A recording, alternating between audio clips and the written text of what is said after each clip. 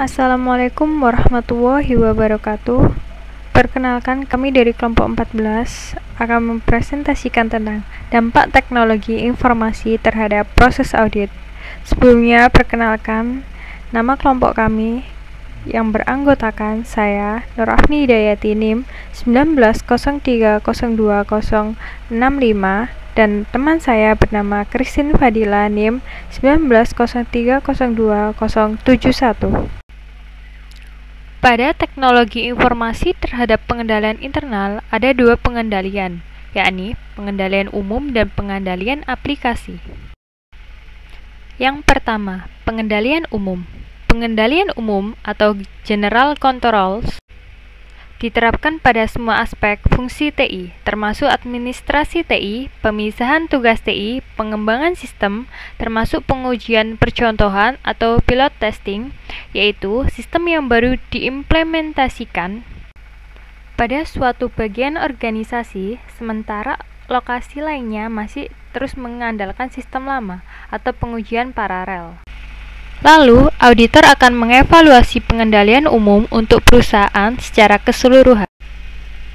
Yang kedua yaitu pengendalian aplikasi.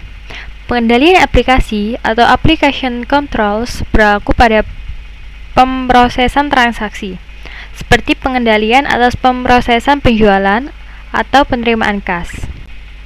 Pengendalian aplikasi dirancang untuk setiap aplikasi perangkat lunak dan dimaksudkan untuk membantu perusahaan memenuhi 6 tujuan audit yang terkait dengan transaksi.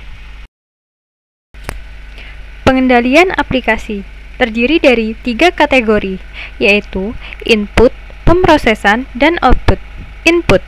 Pengendalian input dirancang untuk memastikan bahwa informasi yang dimasukkan ke dalam komputer sudah diotoritas, akurat, dan lengkap. Selanjutnya, pemrosesan. Pengendalian pemrosesan atau processing controls mencegah dan mendeteksi kesalahan ketika data transaksi diproses. Pengendalian pemrosesan aplikasi khusus sering diprogram ke dalam perangkat lunak untuk mencegah deteksi dan mengoreksi kesalahan pemrosesan. Lalu, ada output.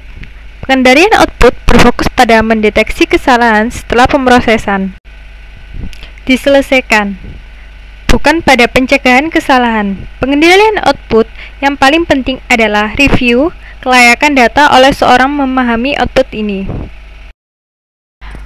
Pengendalian untuk mendeteksi kesalahan output mencakup: pertama, merekonsiliasi output yang dihasilkan komputer dengan total pengendalian manual. Yang kedua, membandingkan sampel output transaksi dengan dokumen sumber input. Yang ketiga, membandingkan jumlah input yang diproses dengan jumlah output yang diserahkan untuk pemrosesan. Yang terakhir, memverifikasi tanggal dan waktu pemrosesan untuk mengidentifikasi setiap pemrosesan yang tidak sesuai dengan urutan. Selanjutnya saya akan melanjutkan dari teman saya di slide selanjutnya, yaitu ada dampak teknologi informasi terhadap proses audit.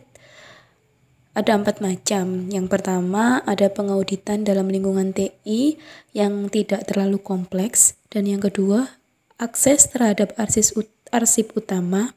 Yang ketiga, pengauditan dalam lingkungan TI yang lebih kompleks. Ada 3 macam di dalam itu. Ada pengujian data, simulasi paralel, dan pendekatan modul audit yang melekat. Dan yang terakhir yaitu risiko virus komputer. Selanjutnya, pengauditan dalam lingkungan TI yang tidak terlalu kompleks. Banyak organisasi dalam lingkungan TI yang tidak kompleks seringkali sangat mengandalkan komputer-komputer mikro untuk melakukan fungsi pertimbangan audit yang khas sebagai berikut. Ketergantungan yang terbatas pada pengendalian otomatis, bahkan dalam lingkungan TI yang tidak terlalu canggih, pengendalian otomatis seringkali dapat diandalkan sebagai contoh. Program perangkat lunak dalam komputer mikro dapat dimuatkan ke dalam hard drive komputer dalam format yang tidak memungkinkan dilakukan perubahan oleh personel klien, sehingga resiko perubahan yang tidak diotorisasi dalam terhadap perangkat lunak tersebut menjadi rendah. Jadinya, sebelum mengandalkan pada pengendalian yang dapat dimasukkan dalam perangkat lunak tersebut memiliki reputasi kualitas yang baik. Selanjutnya ini ada pengujian data, simulasi paralel, auditor, dan pendekatan modul audit melekat. Yang pertama, pengujian data. Pengujian data harus memasukkan semua kondisi yang ingin diuji oleh auditor. Program aplikasi yang diuji oleh data uji auditor harus sama dengan data yang digunakan oleh klien di sepanjang tahun. Data yang diuji harus dihapuskan dari catatan klien. Yang kedua, simulasi paralel auditor. Seringkali menggunakan perangkat lunak yang dikendalikan auditor untuk melakukan operasi yang sama dengan yang digunakan oleh perangkat lunak milik klien, dengan menggunakan arsip data yang sama. Tujuannya adalah untuk menentukan efektivitas pengendalian otomatis dan untuk mendapatkan bukti mengenai saldo akun secara elektronik.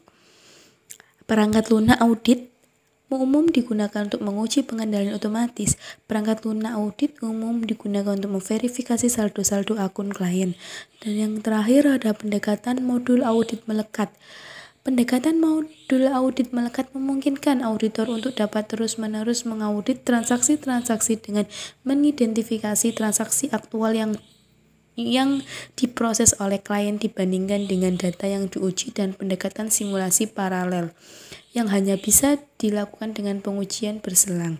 Ketika menggunakan pendekatan modul audit melekat, auditor memasukkan sebuah modul audit dalam sistem aplikasi klien untuk mengidentifikasi jenis transaksi khusus.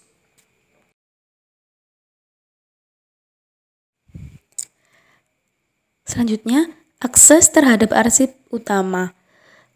Akses terhadap arsip utama. Ketika klien menggunakan komputer mikro, auditor harus memperhatikan mengenai akses terhadap arsip-arsip utama ditanggung jawab untuk pemrosesannya menjadi sangat penting.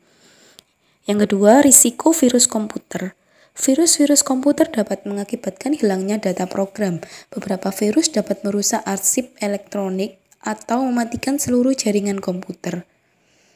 Yang selanjutnya, pengauditan dalam lingkungan TI yang lebih kompleks. Ketika organisasi memperluas pengguna TI-nya, pengendalian internal sering kali dimasukkan ke dalam aplikasi-aplikasi yang hanya tersedia secara elektronik. Auditor melakukan pengauditan melalui komputer atau auditing through the computer. Selanjutnya, meskipun para auditor dapat menggunakan satu atau gabungan beberapa pendekatan pengujian, biasanya mereka menggunakan cara-cara berikut.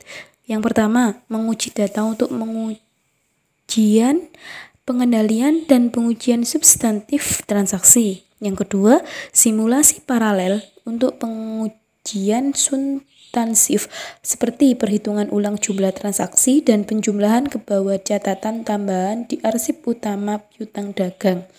Dan yang ketiga, melekatkan modul audit untuk mengidentifikasi transaksi-transaksi yang tidak bisa untuk pengujian substantif.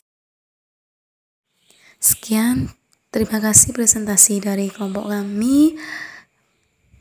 Bila ada yang ditanyakan, bisa langsung ditanyakan via Spada.